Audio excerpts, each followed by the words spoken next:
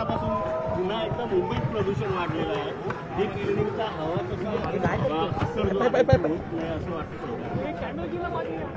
पुन्हा एकदा 200च्या हिवाळ्यामध्ये हा सलग चौथा आठवडा आपण बघतोय.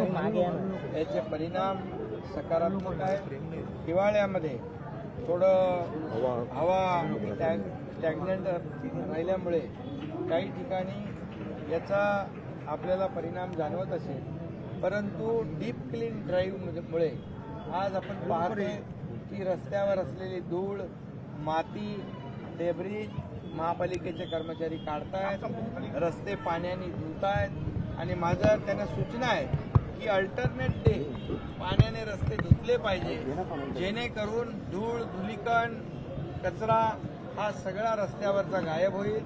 फॉगर पाण्याचे लावलेले आहेत, हवेतले धुलीकण देखील खाली येतील. त्याचबरोबर अँटी स्मोक गन देखील या ठिकाणी वापरतायत. मी या ठिकाणी एवढंच सांगू इच्छितो, मेकॅनाइज स्वीपिंग देखील सुरू आहे. ते सक्शन मशीन पण लावलेलं आहे. एअर जे आपले प्युरिफायर जे आहे ते देखील आपण मागवले. एअर प्युरिफायर आले काय सुधाकर?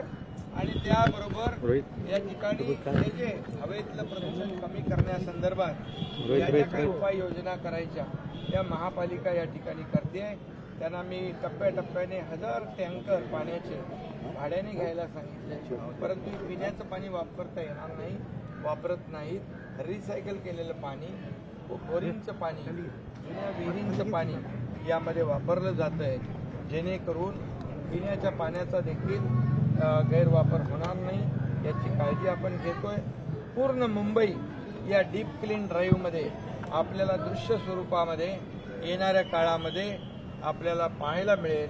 मुंबई इंटरनॅशनल सिटी आहे, जगभरातले टुरिस्ट इथे येतात आणि म्हणून मुंबईमधले रोड, फुटपाथ, गटर्स, नाले, पब्लिक टॉयलेट, मेन रोड, अंतर्गत रस्ते, गल्लीबोळातले रस्ते हे सगळं स्वच्छ करण्याच्या सूचना मी दिलेल्या आहेत. सर, वरळीत आज आपण डीप क्लीन ड्राईव्ह केला, वरळीत खरंच इतकी अस्वच्छता आहे?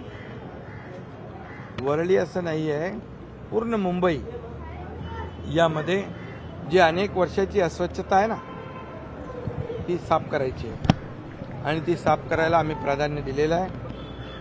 मी एवढंच सांगतो, यामध्ये मुंबईकरांचं आरोग्य जे आहे ते सुदृढ राहावं, प्रदूषणमुक्त मुंबई व्हावी, स्वच्छ व्हावी, सुंदर व्हावी, निरोगी व्हावी, हे आमचं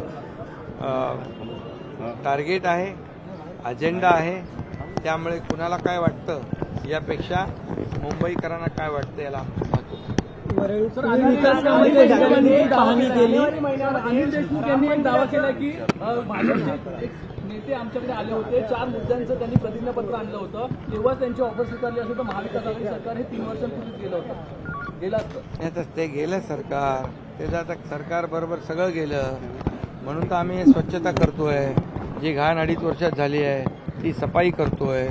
काही लोक म्हणतात मुंबईची लूट होती आहे, परंतु मुंबई महापालिकेच्या तिजोरीवर ज्यांनी दरोडा टाकला ते दरोडेखोर जर आम्हाला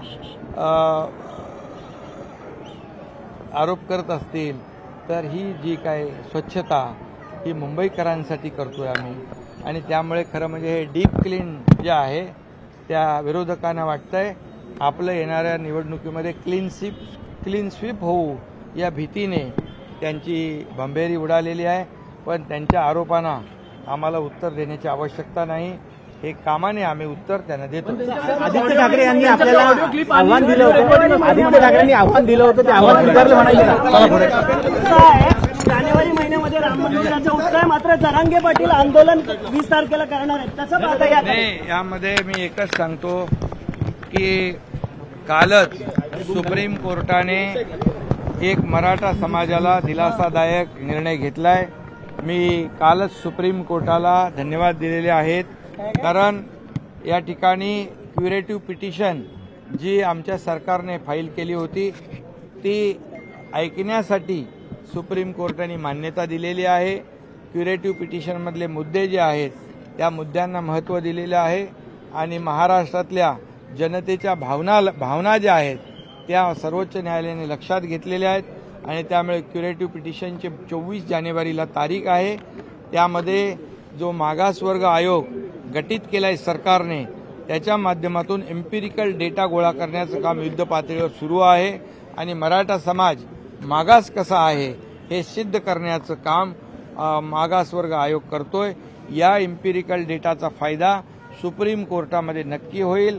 जे मागच्या वेळेस आरक्षण रद्द झालं होतं, ज्यावेळेस मराठा समाज मागास कसा आहे हे सिद्ध करण्यात अपयश त्यांना आलं होतं महाविकास आघाडीला, ज्या त्रुटी ज्या ऑब्झर्वेशन सुप्रीम कोर्टाने नोंदवल्या होत्या त्या त्रुटी दूर करून या ठिकाणी सुप्रीम कोर्टाच्या निदर्शनास मराठा समाज सोशली आणि एज्युकेशनली बॅकवर्ड कसा आहे हे सिद्ध करण्याची संधी सुप्रीम कोर्टाने दिलेली आहे.